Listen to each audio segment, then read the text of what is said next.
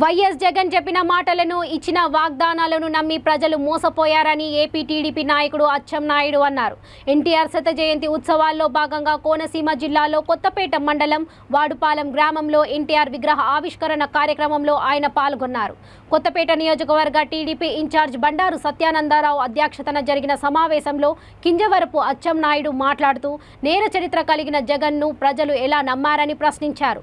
11 కేసుల్లో ముద్దాయిగా ఉండి 16 నెలల జైలు శిక్ష అనుభవించి వచ్చిన వ్యక్తి కల్లబొల్లి మాటలతో ప్రజలను తప్పుదోవ పట్టించారని ఆయన విమర్శించారు.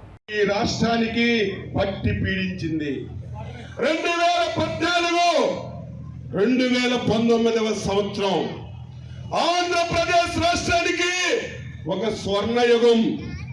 ప్రతి ఒక్కరూ ఆ మాటని మర్చిపోకూడదు.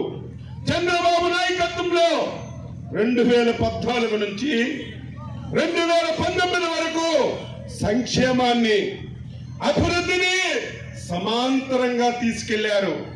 కష్టాలున్నాయి, రాష్ట్రం విడిపోయింది, రాజధాని లేదు, ఆర్థికంగా ఇబ్బంది ఉన్నా సరే మనెవ్వరికి ఇబ్బంది కలిగించలేదు, మనెవరికి బాధ పెట్టలేదు. ఒక సమర్థవంతమైనటువంటి నాయకత్వాన్ని ఇచ్చి 5 సంవత్సరాలు ఈ రాష్ట్రాన్ని దేశంలోనే అత్యున్నత రాష్ట్రంగా తీసుకొచ్చాడు. దురదృష్టం 2019 ఆంధ్రప్రదేశ్ రాష్ట్ర ప్రజలు ఈ రాష్ట్రానికి తీరని అన్యాయం చేశారని నేను వ్యక్తిగతంగా భావిస్తున్నాను. మీరు అనుకోవచ్చు, ఆంధ్ర ప్రజలేంటి మన రాష్ట్రానికి తీరని అన్యాయం చేశారని. అన్యాయం చేశారు.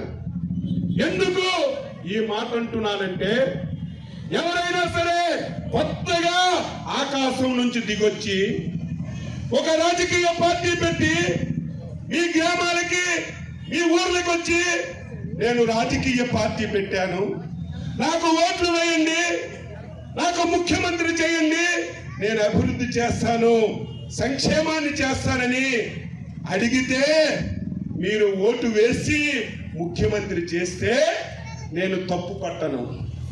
ఆశ కొత్తగా వచ్చారు, ఏదైనా చేస్తాడని ఒక ఆశతో ఓట్లేశారని భావిస్తాను.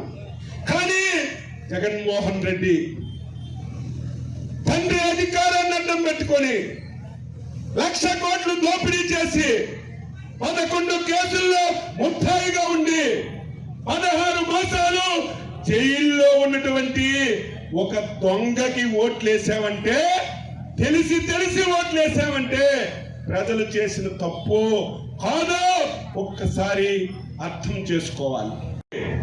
సాధ్యం కానటువంటి హామీలిచ్చి ప్రజల్లో చెయ్యనటువంటి నేరాలు చేసి సింపతితో అధికారంలోకి వచ్చాడు.